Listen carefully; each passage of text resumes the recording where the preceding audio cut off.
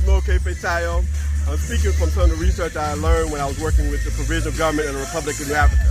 And the elders taught me it's basically only three things that you need to have a nation. Number one, being able to identify a group of people. Number two, having a specific landmass, geography somewhere on the planet Earth.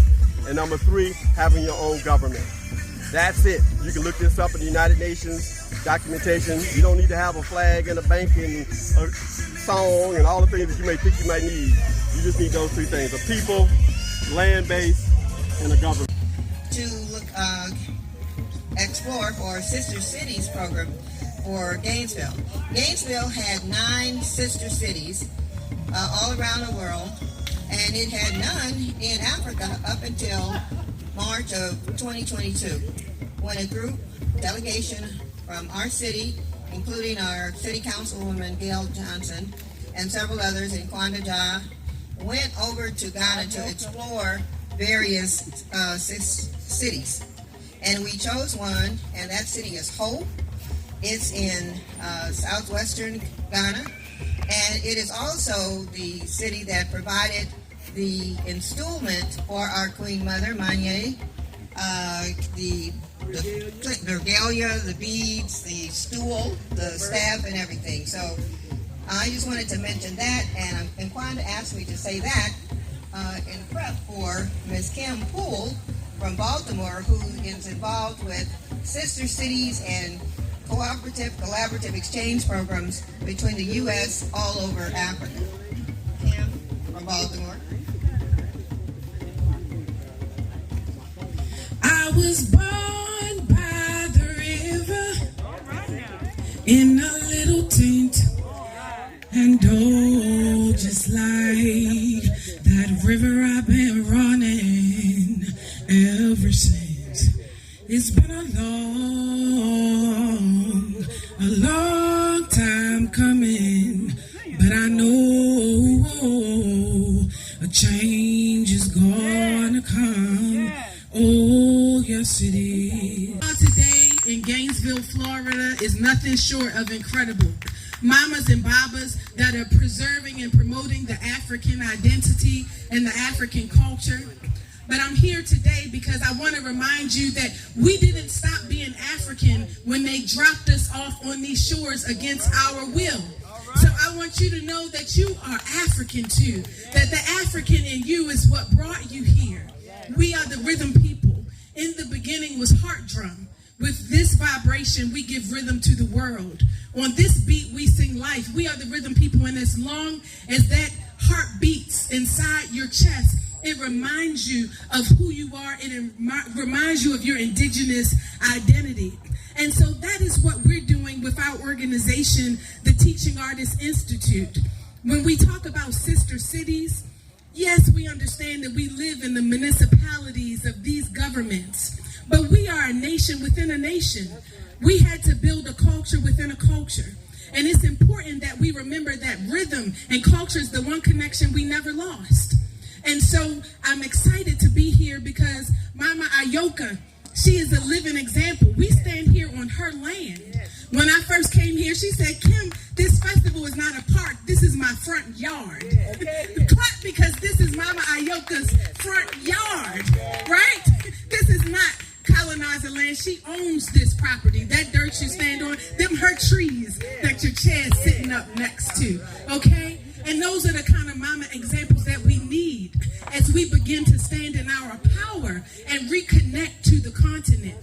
It's important that as we build sister cities, that we figure out how to work within our own nations. And so our organization, the Teaching Artists Institute, we work in 8 countries across the world, 6 of which are on the continent.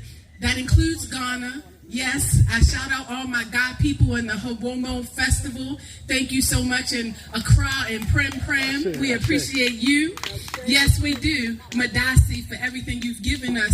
But it's also about Gambia and Liberia and Tanzania and Kenya and Uganda and every other nation on the continent. We cannot allow the lines that the colonizer drew, those geographical boundaries. We need a borderless Africa.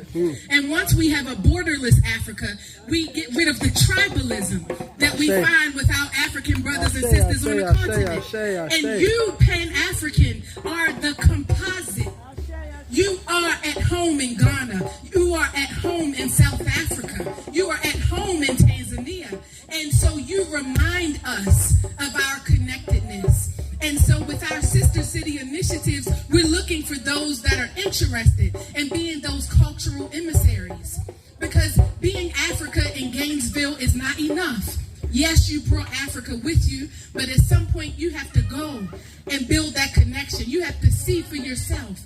It vibrates differently on the continent. And so I'm here on behalf of the Teaching Artists Institute looking for those cultural emissaries. Who is it that's going to go on behalf of our nation and talk about the Pan-Africanism that we need to help actualize Pan-African federalism? Who's going to be the one to represent? And when you walk at the thing, it means you put it at it. Get away from this place. And you don't go out there say, get away, get away. No. Action speaks louder than what? Words. So you act. What are you doing to get rid of all the problems that is chasing you around? That's what when you are able to come out with a plan, and plan mentally, you draw it. Now, then spiritually, you form your mind. Physically, there you go. So it is not only talk, but walk with spiritual backing. Then you are going to put at the problem. That's Homowo. So not necessarily every year, but I think I was talking with Dr. Albert White. I said Albert Fuller, and we even cracked a joke, say, our prayer give us our what?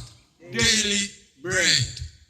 So the whole problem is daily, not yearly, not weekly, not monthly, but every minute. That's why we are here. So when we are celebrating Homowo, it is not that, oh, that's so African stuff. No, it's personal. Before it becomes household, then it becomes community, then it becomes national. And the bridge, the diaspora is the bridge between the Ghanaians and the Kenyans. I need you to let us know who today. This is not a speech to get you excited. I'm not here to get you rallied up. I'm looking for soldiers. We're looking for people that are going to take over Mama Ayoka's place. Because look, she's an elder. And she's still the one putting together this festival on her yard.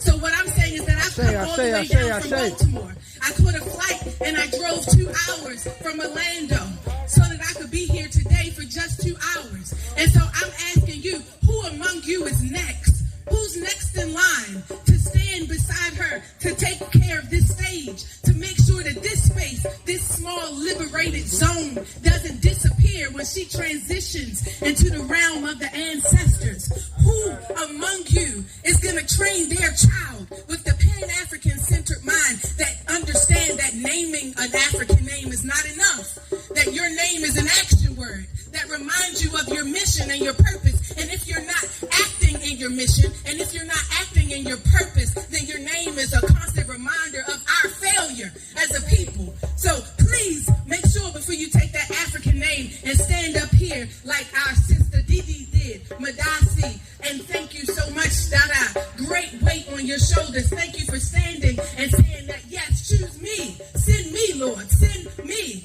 I look forward to working beside you, sister, in this struggle. Tie up, tie tight, Madasi, again to the mama for giving me permission to speak. And I look forward to serving beside all of you here in Gainesville, Florida. I say.